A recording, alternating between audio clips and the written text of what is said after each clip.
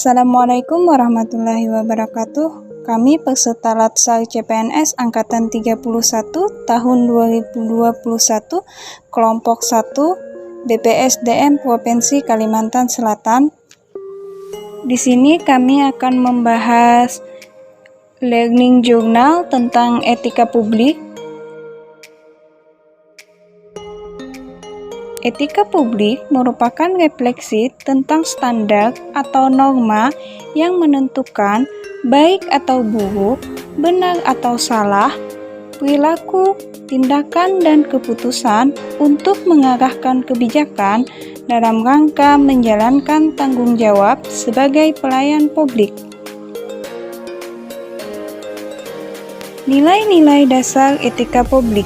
Yang pertama, memegang teguh nilai-nilai dalam ideologi negara Pancasila. Yang kedua, setia dan mempertahankan Undang-Undang Dasar Negara Kesatuan Republik Indonesia. Yang ketiga, menjalankan tugas secara profesional dan tidak berpihak. Yang keempat, membuat keputusan berdasarkan prinsip keahlian. Yang kelima, menciptakan lingkungan kerja yang non-diskriminatif. Yang keenam, memelihara dan menjunjung tinggi standar etika luhur. Yang ketujuh, mempertanggungjawabkan tindakan dan kinerjanya kepada publik. Kedelapan, memiliki kemampuan dalam melaksanakan kebijakan dan program pemerintah. Yang kesembilan, memberikan layanan kepada publik secara jujur, tanggap, cepat, tepat, akurat, berdaya guna, berhasil guna, dan santun. Kesepuluh, mengutamakan kepemimpinan berkualitas tinggi. 11. Menghargai komunikasi, konsultasi, dan kerjasama.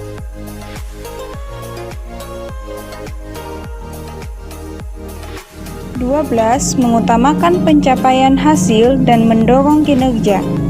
13. Mendorong kesetaraan dalam pekerjaan. 14. Meningkatkan efektivitas sistem pemerintahan yang demokratis sebagai perangkat sistem karir. Definisi dan lingkup etika publik.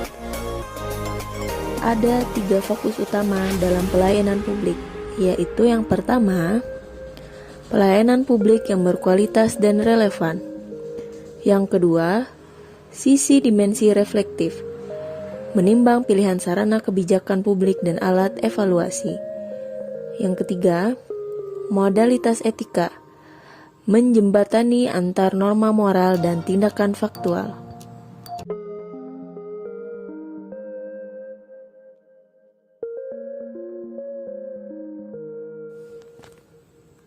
Dimensi etika publik yang pertama yaitu kualitas pelayanan publik.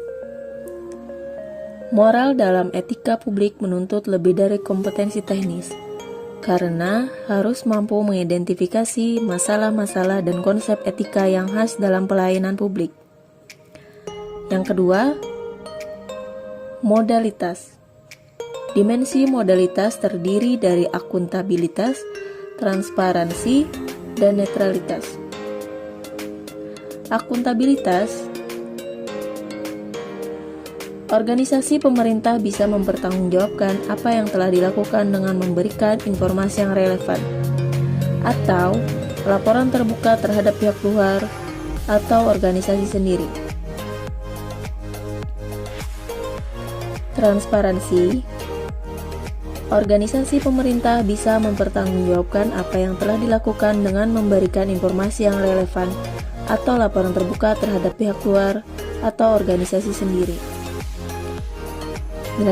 Netralitas. ASN dari pengaruh partai politik dan untuk menjamin keutuhan, kekompakan, dan persatuan ASN, serta dapat memusatkan segala perhatian, pikiran, dan tenaga pada tugas yang dibebankan, ASN dilarang menjadi anggota dan atau pengurus partai politik. Yang terakhir, dimensi tindakan integritas publik. Integritas publik juga dimaksudkan dari pejabat publik yang sesuai nilai, standar, aturan moral yang diterima masyarakat, Integritas publik juga merupakan niat baik seorang pejabat publik yang didukung oleh institusi sosial seperti hukum, aturan, kebiasaan, dan sistem pengawas.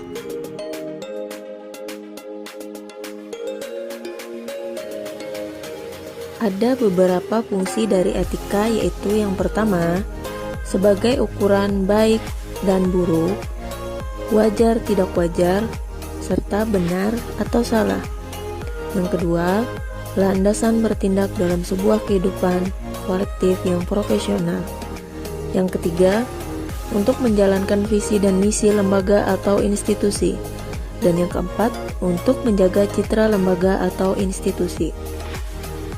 ASN selaku pelayan publik diharapkan mengubah mindset-nya dari penguasa menjadi pelayan, wewenang menjadi peranan, dan yang terakhir jabatan adalah amanah yang harus dipertanggungjawabkan.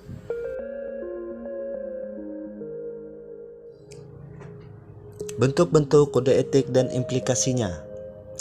Pentingnya etika dalam urusan publik.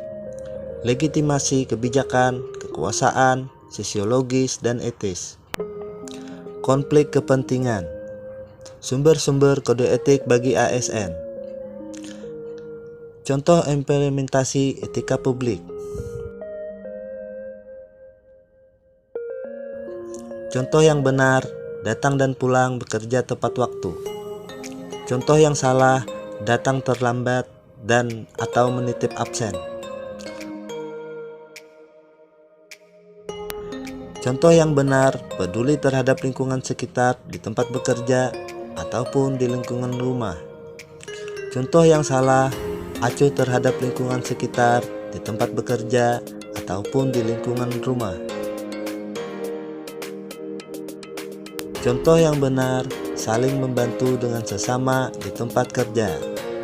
Contoh yang salah, santai dan tidak menghiraukan ketika teman membutuhkan bantuan. Contoh yang benar, mematuhi aturan yang ada di lingkungan tempat bekerja ataupun di luar tempat bekerja. Contoh yang salah, tidak mematuhi aturan yang ada dimanapun kita berada. Contoh yang benar, menciptakan suasana yang tertib, nyaman dalam pembelajaran dan bekerja. Contoh yang salah, membuat bising saat pembelajaran atau bekerja. Contoh yang benar, menghargai dan mencintai semua siswa terlepas dari perbedaan etnis, budaya, dan ekonomi. Melayani pasien sepenuh hati apapun latar belakangnya. Contoh yang salah, diskriminasi terhadap siswa dalam pembelajaran dan pasien dalam pelayanan di rumah sakit. Contoh yang benar, berpakaian sopan, bersih, dan rapi. Contoh yang salah, berpakaian acak-acakan atau tidak sopan, terlebih saat bekerja. Contoh yang benar, mengucapkan salam dan sapa, bersikap ramah saat memasuki kelas dan bertemu pasien. Contoh yang salah, tidak mengucapkan salam dan sapa, bersikap acuh saat memasuki kelas dan bertemu pasien. Contoh yang benar, memulai dan mengakhiri proses belajar dengan berdoa. Contoh yang salah, tidak berdoa ketika memulai dan mengakhiri proses pembelajaran.